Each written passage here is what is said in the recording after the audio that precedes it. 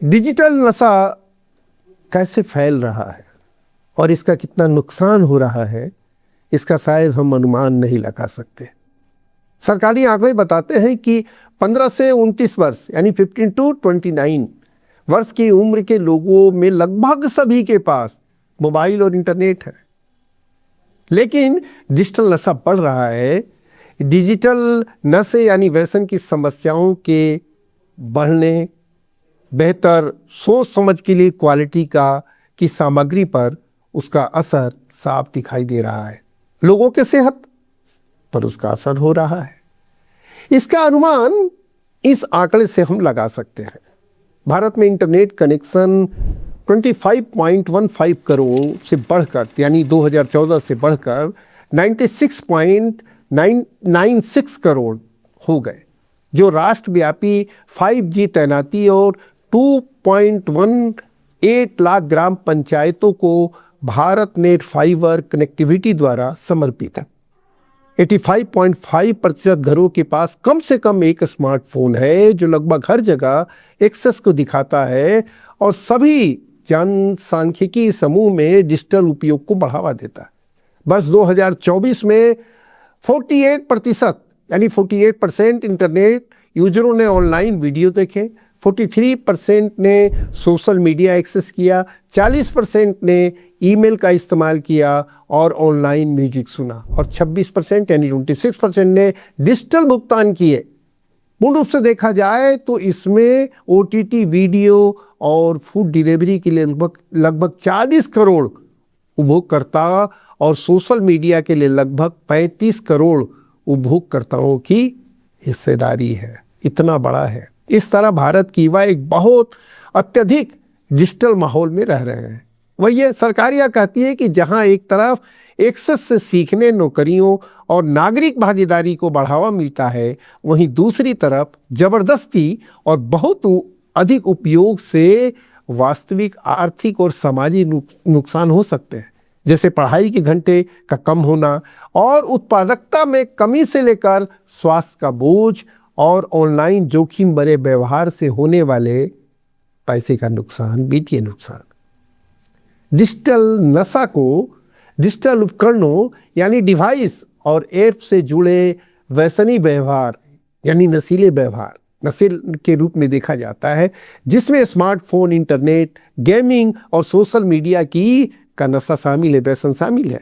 Digital उपकरणों पर online गतिविधियों के साथ अत्यधिक या बाध्यकारी जुड़ाव के व्यवहारिक पैटर्न के रूप में परिभाषित किया जाता है, जो परेशानी और काम के नुकसान का कारण बनता है, जिसे लगातार अत्यधिक या जुनूनी कंप्यूटर और ऑनलाइन उपयोग के रूप में वर्णित किया जाता है और जिससे मनोविज्ञान में साइकोलॉजिकल हानि होती है। गेम डिसऑर्डर से नींद में खलल, आक्रामकता, हमलावर, सामाजिक अलगाव और अवसाद होने के प्रमाण मिले हैं और किशोर आबादी विशेष रूप से इससे प्रभावित होती है। ऑनलाइन जुआ और असली पैसों में खेले जाने वाले गेम कई तरह के नुकसानों के प्रमाण प्रस्तुत करते हैं, जिनमें वित्तीय तनाव, अवसाद, चिंता और आत्महत्या के विचार शामिल हैं। अंत में स्ट्रीमिंग और छोटे वीडियो देखने के व्यसन के यानी नशे के प्रमाण बताते हैं कि लगातार वीडियो देखने और अंतहीन वीडियो लूप चलाने से नींद की गुणवत्ता में कमी, एकाग्रता, कंसंट्रेशन में गिरावट और तनाव में वृद्धि हो सकती है। ये सभी निष्कर्ष डिजिटल व्यसन की बहुआयामी प्रकृति और मानसिक स्वास्थ्य पर इसके महत्वपूर्ण प्रभाव को अंडरलाइन करते हैं, रेखांकित करते हैं। डिजिटल नशा, डिजिटल व्यसन ध्यान भटकाने, नींद की कमी और कंसंट्रेशन में कमी के कारण पढ़ाई लिखाई में बेहतर करने और काम की जगह पर नकारात्मक प्रभाव डालती है।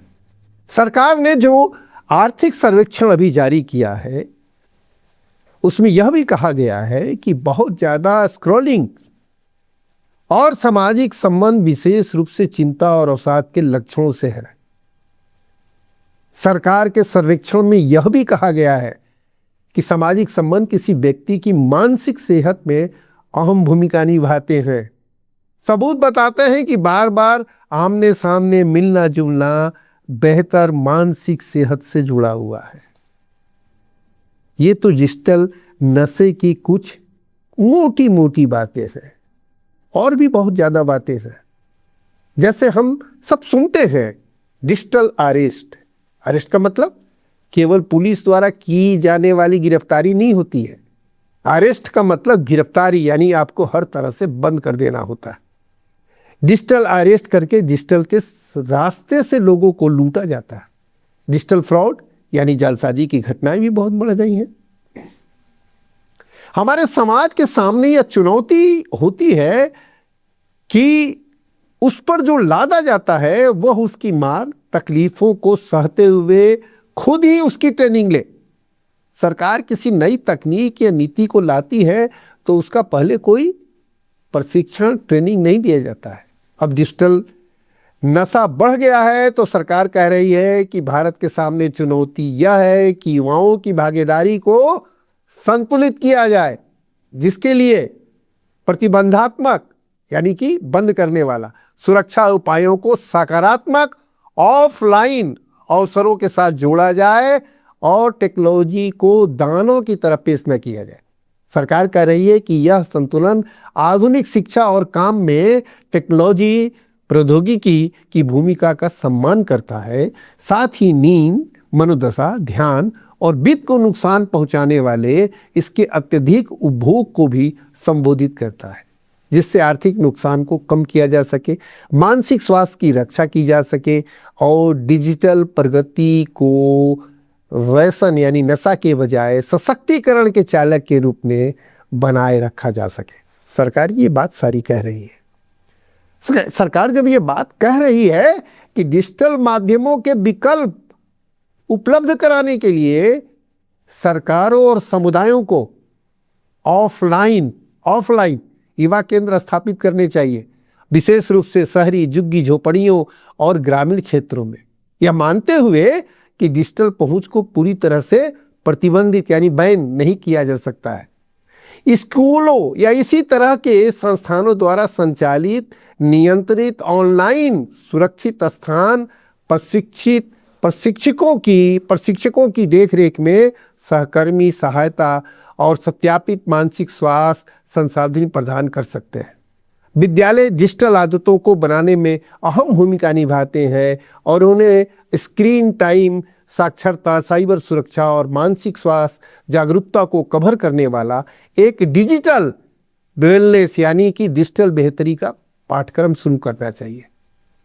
साइबर सेफ्टी ड्रिल, पेपरमेंटर प्रोग्राम, रोजाना अनिवार्य फिजिकल एक्टिविटी जैसे उपाय लचीलापन बढ़ा सकते हैं। कोविड-19 के दौरान ऑनलाइन प्रशिक्षण उपकरणों पर निर्भरता बढ़ी, जिसे कम करके ऑफलाइन सहभागिता को प्राथमिकता देनी चाहिए, क्योंकि डिजिटल ने हम सबको फास्ट फूड की तरह सेकंड में सब कुछ सुनने की आदत हमारी पड़ चुकी है। यह आदत हमें बदलनी होगी। डिजिटल नशे के नुकसान और डिजिटल के लिए हम हैं या हमारे लिए डिजिटल है, इसे समझने के लिए अब अगले एपिसोड में फिर हम बात करेंगे। इसीलिए हमें अपनी भी आदत कुछ बदलनी होगी ताकि कुछ अच्छी बातें हम सुन सकें। जिससे नुकसान हो रहा है, पीढ़ियों को नुकसान जिससे होगा, उन बातों को हम सुन सकें, समझ सकें और फैसले कुछ कर सकें।